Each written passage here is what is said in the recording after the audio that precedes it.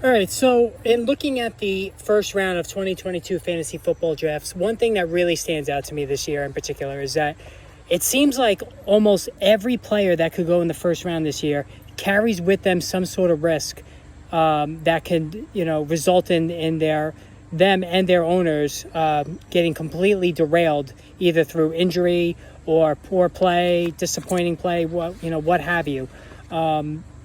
I just feel, I get the sense that this year in particular, more than others, there are more players in the first round with these question marks than I've ever remembered, to be honest with you.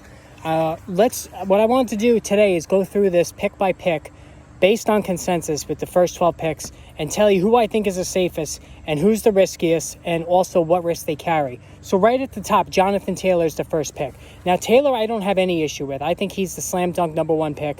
Those in PPR leagues, sometimes, Justin Jefferson or Cooper Kupp, may wind up going first. But I think it's Jonathan Taylor all the way. And I really don't have any concerns with him. Now, he has had a heavier workload than you would think because he was used very heavily during his time in college at Wisconsin. But I think Taylor is just fine. He plays behind one of the greatest offensive lines in football. He gets a quarterback upgrade with Matt Ryan. So, also, his receiving ability is underrated. So I think Taylor is just fine. I really don't have any question marks with him. So if you land the top pick, that's the guy you take, and I don't think you have any qualms about it. Now, right behind him at number 2, Christian McCaffrey has moved up to that number 2 spot. And we all know the deal with him. 10 games played over the last 2 seasons. I have spoken on and on and on and on about the fact that 2 summers ago, McCaffrey came to camp completely bulked up and it really stood out. The fact that he put on so much muscle and muscle mass and additional weight through the additional muscle that it was almost a little disturbing. And since that time, we've only gotten 10 games out of the guy as he's had one injury after the other. Nothing chronic for sure, and that's what McCaffrey apologists keep saying. Nothing chronic, nothing that'll be repeatable. But carrying all that extra weight and all that extra muscle, it's certainly a feasible correlation between the two with the increase in injuries. I still believe that McCaffrey is going to have injury trouble again this year. He's another year older, and while the wear and tear hasn't been that great the last 2 years due to all the missed time, we're starting to see a trend here, and you always want to get your first-round pick right. I get the temptation. The guy can go absolutely Marshall Faulk nuts, both receiving and running the football, if he does somehow carve out even 14 games. But with your second pick overall in the draft, I'm not doing it. I think it's just way too risky. Again, I get the allure, but boy, there may not be a riskier player in all of fantasy football this year. There's not a bigger boom or bust guy than McCaffrey. All right, right behind him, in number 3, Austin Ekeler. Ekeler, to me, I had him last year. He was awesome. 20 touchdowns. I mean, that alone I don't think is repeatable, believe it or not. And even Ekeler himself, what I don't like about Ekeler this season is that, A, you're buying extremely high on him. His value will never be higher. I don't think he's ever going to have a season like that again, scoring touchdowns, running, and catching the football all in one fell swoop and staying healthy. Even Ekeler said that he thinks it's a good idea that they dial back his touches. He's a smaller back. He was nicked up a lot last year. He had 4 separate injuries. Yes, he played through them, but a smaller back who takes such big hits like Ekeler has always makes him more susceptible to getting hurt. The Chargers have been trying for years and failing miserably trying to find a running back that can go and spell Ekeler with a decent amount of carries. They have not done that. Hopefully the Isaiah Spiller, their latest attempt to try to do that and remedy that situation, will be the guy. I'm not sure. We'll see. But even Ekeler saying that he thinks it's a good idea that they want to dial back his touches. That's a red flag for me right there. And again, I don't think he stays completely healthy for the second year in a row. I just don't see it. All right, now Justin Jefferson at number 4. I'm fully on board with this now. Earlier on in the summer, I had Cooper Kupp ahead of him. Matthew Stafford's elbow injury, while it doesn't seem like it's going to be an issue in terms of keeping him out of week 1, it's something that needs to be monitored and watched. And so if you're using that as a tie break, Jefferson's the guy. I love Jefferson in this Kevin O'Connell offense. He's going to be used like Cooper Kupp did. O'Connell comes from the Sean McVay pass happy coaching tree. I have no issue with Justin Jefferson. The guy has been an absolute monster stud his first 2 years in the league, putting up insane yardage, insane reception totals. The tiny thing I don't like is the fact that Adam Thielen seems to be the first read for Kirk Cousins in the red zone. That's just a minor quibble. So he may not have the 15 touchdowns that you would hope that he could get, but 10 to 12 certainly very realistic. So I think Jefferson might be the safest player outside of Jonathan Taylor in the first round. All right, what are we up to? Number 5. So Derrick Henry. No need to go into this one. The workload has been insane throughout his career since he became a regular. 28 years old, coming off an injury. The Titans traded A.J. Brown. They're trying to break in Treylon Burks, and it's looking pretty dicey. The offensive line doesn't look as strong. Ryan Tannehill, another year older, didn't play well last year. Derrick Henry's never been a pass catcher, even though we always hear every year, he's going to catch more passes. It never really happens. I always tell you, you want to be out a year early than a year too late on an aging back. When they reach the ages of 27, that's when the problems start. Henry's 28, tons of mileage. I would not touch him with a 10-foot pole. All right, number 6 is Najee Harris. Najee Harris proved his durability last year. Boy, he took on a ridiculous amount of work, both running and catching the football. But what I don't like about Harris, which has me very leery about his stock, is the fact that there's no Ben Roethlisberger. And we all know that Roethlisberger's noodle arm last year necessitated him dumping the ball off constantly to Harris and boosting those reception totals, and also the running opportunities as well. And honestly, Harris wasn't even that good. He averaged less than 4 yards per carry. He was not efficient. With all those touches, he still finished as running back 8, which is not great. So efficiency-wise, Harris wasn't good. And now we have Mitchell Trubisky, who's going to throw it more down the field. Anyone will throw it more down the field than Roethlisberger, but he's going to throw it down the field more. The Steelers have a very good trio of receivers. I don't see it. I don't see the reception total being there. The rushing yardage might increase to offset that, but the Steeler offensive line looks to me like one of the worst units in the league.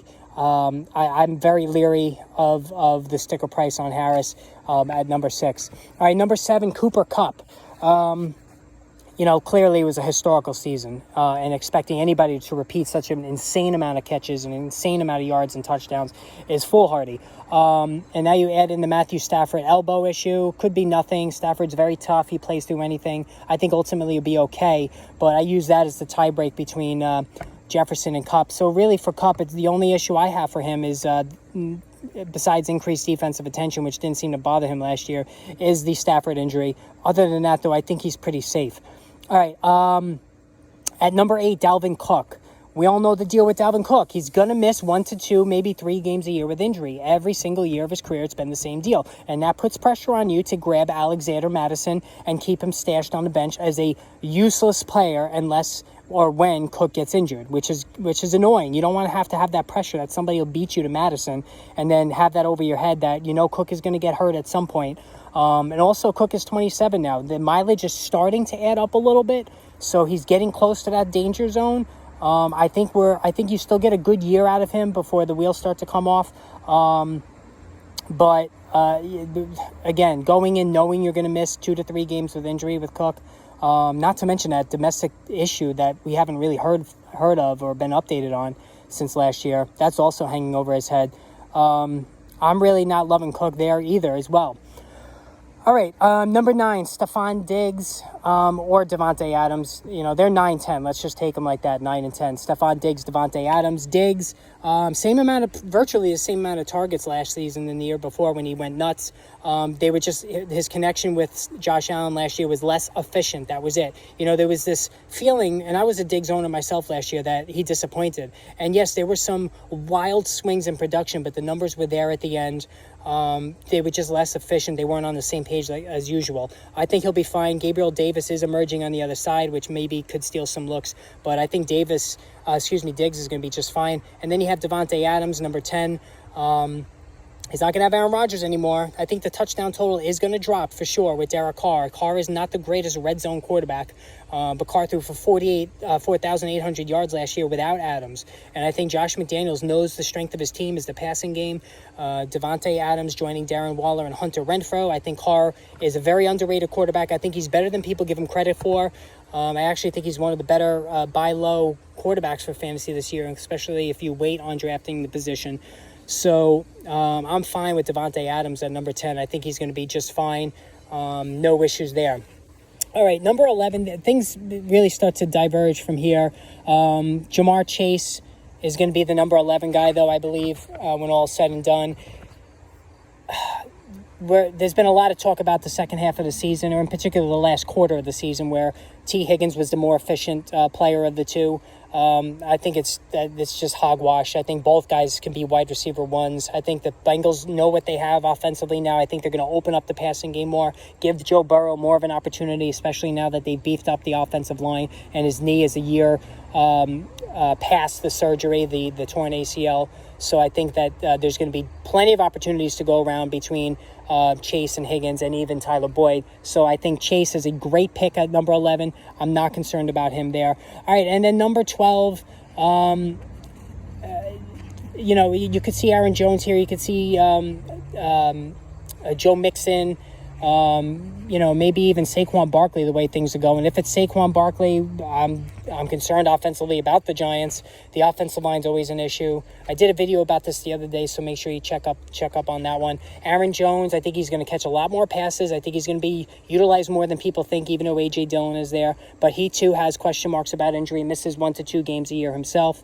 DeAndre Swift, a nuclear player, man. If DeAndre Swift can get in 15 games this season, I think he's top 5 at running back. Catches everything thrown his way. Very explosive runner. I love DeAndre Swift this year. I think he's going to be phenomenal. But him too, the health, always misses a couple of games. And then Joe Mixon, he's proved his durability of late. Mixon is now becoming one of those boring veteran players that nobody really wants to draft. It's just not exciting to take Joe Mixon. But I think he's proven himself to be a very solid running back and a good guy to anchor your running back position if you're drafting at the end of round 1. All right, so there you have it on the guys that I think are going to be in the first round and the risks that they carry. Make sure you hit the subscribe button, hit the notification button, so when the new videos are posted, you're aware. Also, follow me on Twitter at RotoBoss. Whenever breaking news happens, I'm going to post videos. Injuries, I'm going to post videos. Every Friday is Football Friday, where I take questions and maybe have some guests and talk about the main injury updates going into each game, each week this season. So make sure you check that out. All right, so until we talk again, take care, everybody. We'll talk soon.